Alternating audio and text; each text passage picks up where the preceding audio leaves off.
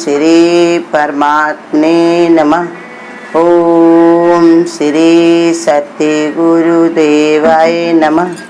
देखिए बता रहे भगवान, ये 8वें अध्याय का 9वां श्लोक। इससे जो पुरुष सर्वज्ञ अनादि सबके नियंता सूक्ष्म से भी अति सूक्ष्म और सबके धारण पोषण करने वाले अचित स्वरूप और सूर्य के सदस्य नित्य चेतन प्रकाश रूप अविद्या से अति परे शुद्ध सच्चिदानंद घन परमेश्वर को स्मरण कराता है। ये बता रहे भगवान कि इससे जो पुरुष सर्वज्ञ, जिनकी इसी जो भगवान ने अपना स्वरूप बता दिया कि जब जिसकी दृष्टि ऐसी बन जाती है कि अन्य दिशा की ओर ना देखे, निरंतर जब भगवान का ध्यान करे, तब उसके अंदर ऐसा प्रकाश भर जाता है। उसी से बताया ये प्रकाश के कारण ही, प्रकाश का स्वरूप होने के कारण ही भगवान को प्राप्त करता है। और इसी से ऐसी दृष्टि भी जब तक शरीर में रहता है तब तक ये ऐसी दृष्टि भी बनती। कैसे कि सर्वज्ञ अनादि सबके नियंता सूक्ष्म से भी अति सूक्ष्म सबके धारण पोषण करने वाले अचित स्वरूप सूर्य के सदस्य नित्य प्रकाश रूप विद्या से परे शुद्ध सच्चिदानंद घन परमेश्वर का स्मरण कराता है। कहते उसी परमात्मा जो सर्वज्ञ है, अनादि है और सबका नियंत्रण करने वाला है, सूक्ष्म से भी अति सूक्ष्म है और सबका धारण पोषण करने वाला है, वो अचित स्वरूप परमात्मा का, परमेश्वर का, सच्चिदानंद घन परमात्मा का, प्रकाश रूप विद्या से अति परे परमात्मा का स्मरण कराता है। वही जो तुम्हारा ये भगवान ने बताया कि एक नियम के अनुसार जब चलता है, एक पद्धति बन जाती है, एक अपना एक साधना होती है। जैसे कोई भी कार्य करने के लिए पहले उसके लिए तुमको नियम संयम बना करना पड़ता है, तौर तरीके होते। एक दीवार बनाने के लिए भी एक आधार चाहिए होता, कुछ वहाँ पर नींव डाली जाती है, उसमें कुछ लोहा भरा जाता है, कुछ ईंटें रखी जाती है, उसी के आधार पर ही तो नींव बनती, फिर उसी के ऊपर तो भाई बिल्डिंग बनती है। ऐसे ये समझा रहे, अगर ऐसे आगे से तुम ऐसे करते चले आए तब तुम्हारे अंदर ऐसी बुद्धि बनेगी कि वो परमात्मा को स्मरण कराता, फिर उसकी बुद्धि से परमात्मा हटता ही नहीं। हर समय उसकी बुद्धि में परमात्मा ही परमात्मा प्रकाशित रहता है। तो इसीलिए भगवान ने समझा रहे कि सर्वज्ञ का तात्पर्य काल के अधीन ना होने के कारण परमात्मा के सामने भूत वर्तमान भविष्य का अलग अलग अस्तित्व नहीं है, वो एक जैसे ही रहता है। हम लोग जब पैदा होते तो ढोलक बजती है और जब मर्द शरीर छोड़ते हैं तो लोग रो रो के चिल्लाते हैं। सुख मिलता है तो खूब अहंकार करते हैं, खुशी से कहते हैं हमने किया, बहुत अच्छा किया, बहुत अच्छा किया। और दुख आता है तो कहते हैं भगवान तुमने हमारे साथ ऐसा क्यों कर दिया, हमने तुम्हारा क्या छीना था, हम तो तुम्हारा बड़ा ये करते वो करते। हमारे लोगों की स्थिति बदली रहती है, लेकिन भगवान की स्थिति एक जैसी रहती है। इसी पे बता रहे कि उदाहरण के रूप में एक कहानी लेखक बताता है कि तो उसमें एक के बाद दूसरी घटना होने पर वह रहता है। पढ़ने वाला तो क्रम से उन घटनाओं के अवगत होता है, परंतु लेखक की दृष्टि में सब घटनाएं पूर्ण रूप से ज्ञात रहती हैं। जैसे बताया कि अगर कोई लेखक है और कोई कहानी लिख रहा है, निर्माता क्यों रख लो, निर्माता एक पिक्चर बनाता है, उसमें मार धाड़ रोना बिछड़ना सब दे देता है उसमें, लेकिन जिसने ये पिक्चर लिखी है लेखक ने, तो वो तो एक ही रहता है, एक स्थिति उसकी रहती है, रोना धोना वो सब लिख लेता है। उसके दिमाग में सब कुछ रचनाएं उसके आती रहती है, यहाँ पर ऐसा सीन डालना है, यहाँ पर ऐसे बनाना है, यहाँ पर ऐसे करना है, लेकिन उसके अपना परिवर्तन तो वो कुछ नहीं करता, वो तो वैसे वैसे रहता।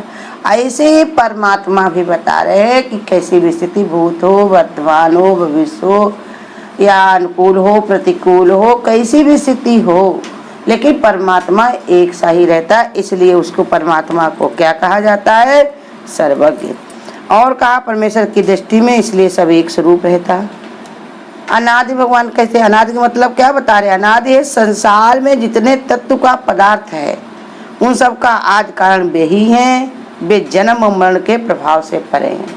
भगवान ही बनाता है और भगवान ही सबको बिगाड़ देता है। सृष्टि की रचना भगवान का जब मन होता तो सृष्टि की रचना करता है, जब उसका मन होता तो इसको ही समेट लेता है। इसलिए उसको कहा आदि, अनादि। और कहा नियमता, अनुशासन करने वाला। संसार में कुछ भी शक्तियाँ दृष्टिगोचर होती हैं वे सब भगवान द्वारा ही नियंत्रित हैं। समस्त भूत प्राणी और तत्व इन शक्तियों के द्वारा नियंत्रित हैं, इसलिए भगवान ही सबके नियंत्रण करता है। कहा कोई भी कार्य हो रहा है वो सब भगवान के नियंत्रण से, भगवान की निगाह से, भगवान की नज़र के सामने ही हो रहा है। जिसको ये समझ हो जाती है तो उससे कोई गलती नहीं होती। वो हर समय इस बात का ध्यान दिया करता है कि यहाँ पर भगवान है। जैसे बताया कि एक लोग जो थे तो उनको राजा की गद्दी के 2 लोग तलबगार थे, मतलब 2 लोग इसके लायक थे, एक ही गद्दी के 2 लोग लायक थे। राजा बड़ा परेशान थे, कहते थे हम किसको दे, दोनों एक से बढ़कर एक हैं, होशियार। तो उन्होंने कहा कि राजा ने कहा देखो भैया कल सुबह तुम जो है जल्दी से आ जाना, जो जल्दी आ जाएगा उसको ही हम अपनी गद्दी दे देंगे। तो फिर राजा ने कहा कि तो भाई दोनों भाई सुबह सुबह जल्दी उठ गए और जल्दी से आने के लिए तैयार हुए। तो एक जो था तो रास्ते में उसको एक बूढ़ी माता मिली, उसको दिखाई नहीं पड़ता था। उसने कहा भैया तनिक हमको रास्ता पार करा दो, फिर तुम अपने काम से जाते हो तो चले जाना।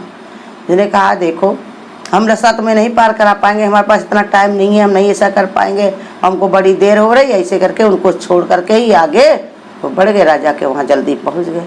लेकिन जो दूसरा था तो उससे भी उस माता ने ऐसे ही कहा, तो वो धीरे धीरे जाकर उसको रास्ता पार करा कर, उसको दिखता भी नहीं था, इसी काल उसको कायदे से बैठा करके जहाँ पर पहुँचना था तब वो गद्दी वहाँ पहुँच गए राजा के दरबार में।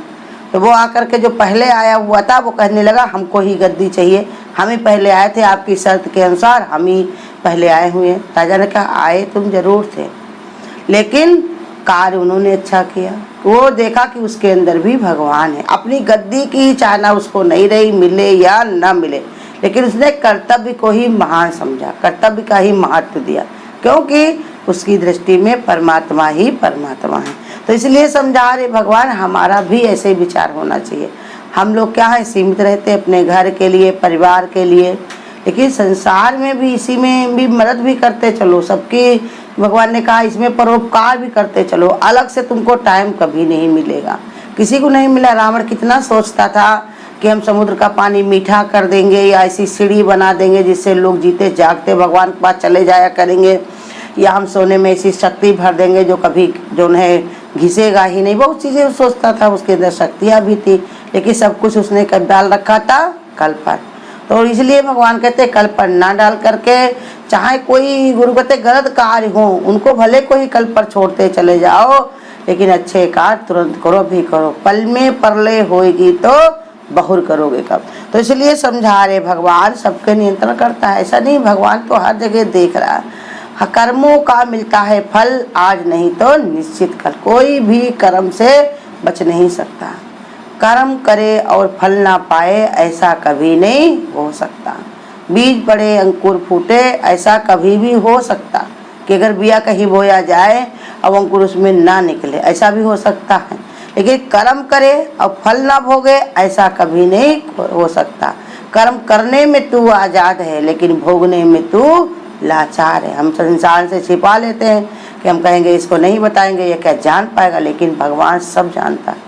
अब वो समय आने पर सबको बता भी देता है। ऐसा नहीं है कोई भी कर्म इंसान का छिपा नहीं रहता, आज उसको सरेआम आए या कल आए, अच्छाई बुराई दोनों ही प्रकट होती हैं।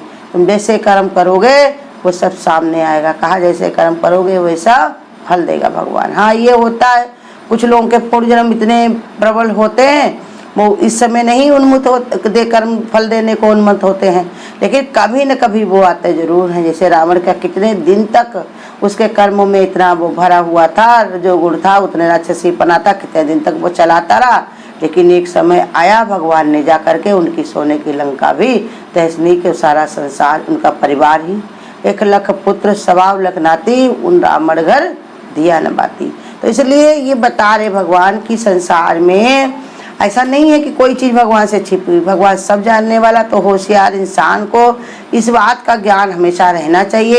यही सबसे बड़ा ज्ञान भी है कि भगवान हमें हर समय हमारे पर नियंत्रण करता है। अब वो हम उसकी नज़र में है, उसके ही संरक्षण में ही, उसके ही गोद में है।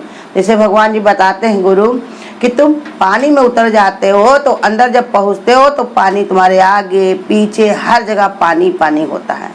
ऐसे ये संसार भगवान का स्वरूप है, इसमें तुम रह रहे हो माने भगवान के ही चारों तरफ हो। इर्द गिर्द चौगिर्द राम का डेरा, और दुख लगे ना भाई। दुख किस बात का है कि जो तुम उससे बिछड़े हो तो दुख हो, और दुख बिछड़े हो क्यों? अपनी इच्छाएं तुमने प्रबल की है, और वही इच्छाएं तुम भगवान से जोड़ दो, कर्तव्य से जोड़ दो, तो एक घड़ी भी तुम भगवान से दूर नहीं हो। तो इसलिए समझा रहे भगवान कि देखिए वो नियंत्रण में रहते हैं। और सूक्ष्म से सूक्ष्म भगवान में सब परस्पर विरोधी गुण समरूप से रहते हैं, और सबको अपनी महिमा से व्याप्त करने पर भी सूक्ष्म से सूक्ष्म, इसलिए उन्हें अणु से भी सूक्ष्म बताया गया। भगवान कहते हैं जितने भी परस्पर विरोधी गुण, जितने भी हमारे गुण हैं, अवगुण हैं, सब परमात्मा में बराबर रहते हैं। अब वो अपनी महिमा से, भगवान अपनी महिमा से सब व्याप्त करते, माने जानते रहते, हमारे अंदर हो, चाहे आपके अंदर हो, और चाहे किसी के अंदर हो, हर एक इंसान को अपने गुण और अवगुण सब पता रहते हैं। सबको मालूम भी ये रहता है कि ये काम हम सरेआम कर सकते हैं, ये हमें छिप के करना पड़ेगा। यही हमारे गुरु कहते पहचान होती। काम वही खराब होते जो छुप कर किए जाते हैं, लेकिन गुरु कहते हर समय भगवान को देखकर अगर कार्य में रत हो तो कोई काम तुम्हारे बुरे नहीं। जैसे खाने को बताएं कि अगर भगवान को चढ़ा करके अगर जो चीज़ खाई जाए वो प्रसाद ही होती है। जो चीज़ तुम भगवान को नहीं खिला सकते हो, चढ़ा नहीं सकते हो, अंता या कोई आए तो उसको लेकर के अंदर की ओर भागते हो, उसको दिखा नहीं सकते हो, बता नहीं सकते हो, तो भगवान ने बताया वही कार्य, वही खाना तुम्हारे लिए बेकार होता। वो आज नहीं तो कल तुमको बीमारी का रूप बन करके आएगा। तो इसलिए भगवान ने कहा सबका धाता, सबके अंदर जीवन रूप से ही विद्यमान है, वे ही सबका धारण पोषण करने वाले। तो जीवन है हमारे पास, वो परमात्मा ही परमात्मा है, भगवान ही स्वरूप है। तो कहते हैं अचित स्वरूप, मन को बुद्धि में जो सोचने विचारने की शक्ति है वो भगवान की शक्ति का एक अत्यंत छोटा अंश है। भगवान स्वयं मन और बुद्धि की पहुँच से बाहर हैं। भगवान को से सोचते तो सब लोग भगवान से ही हैं, लेकिन भगवान इससे बाहर हैं। वो इतने महान हैं, उनके अंश से कार्य हो रहे हैं, भगवान इससे सर्वदा न्यारे हैं। अब बता रहे हैं उनका स्वरूप ऐसा है, उनको ध्यान करता है, चित्त में उनका प्रकाश छा जाता है, इसलिए उन्हें सूर्य के सदृश प्रकाश स्वरूप कहा जाता है। इसे प्रकाश स्वरूप, उसमें अंधकार की कल्पना ही नहीं की जा सकती। जैसे गुरु कहते हैं कि सूरज निकल आने के बाद कोई रात की कल्पना नहीं करता, ऐसे ये समझा रहे परमात्मा जब चित्त में छा जाता है तब अज्ञानता उसके अंदर से बिल्कुल ही निकल जाती है। उपयुक्त गुणों से विभूषित होने के कारण एकमात्र स्मरण करने योग्य परमात्मा ही है। यद्यपि मन और बुद्धि की पहुँच से बाहर है, तदाप उनको स्मरण करने से भी अनुभव में आते हैं, लेकिन फिर भी मीठे के स्वाद का वर्णन शब्दों द्वारा नहीं किया जाता, पर मीठे को चखने से उसके स्वाद का अनुभव हो जाता है। इसी प्रकार भगवान का चिंतन मन बुद्धि से नहीं हो सकता, परंतु बार बार निरंतरा पूर्वक उनका स्मरण करने से धीरे धीरे आत्मा में अनुभव होने लगता है। गुरु कहते भले को हमें कहें कि वो हम नहीं जान पाते हैं, लेकिन रोज के अभ्यास से वो हमारे अनुभव में, हमारे विचार में ऐसे समा जाता है कि जैसे हम उसको पूरा का पूरा जान रहे हैं।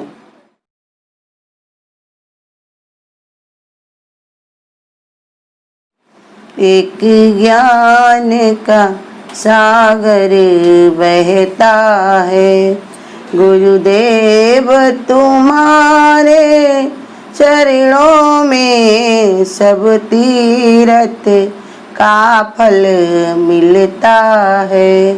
गुरुदेव तुम्हारे चरणों में एक ज्ञान का सागर बहता है। मैं जन्म जन्म का भटका हूँ, अब शरण तुम्हारी आया हूँ। मैं जन्म जन्म का भटका हूँ, अब शरण तुम्हारी आया हूँ। हम भूले भटके जीवों का कल्याण तुम्हारे चरणों में एक ज्ञान का सागर बहता है। गुरुदेव तुम्हारे चरणों में एक ज्ञान का सागर बहता है। दुखियों के कष्ट मिटाते हो, दुख लेकर सुख चाहते हो दुखियों के कष्ट मिटाते हो, दुख लेकर सुख पहुँचाते हो, मिले जन्म मरण से छुटकारा, गुरुदेव तुम्हारे चरणों में एक ज्ञान का सागर बहता है, गुरुदेव तुम्हारे चरणों में एक ज्ञान का सागर बहता है।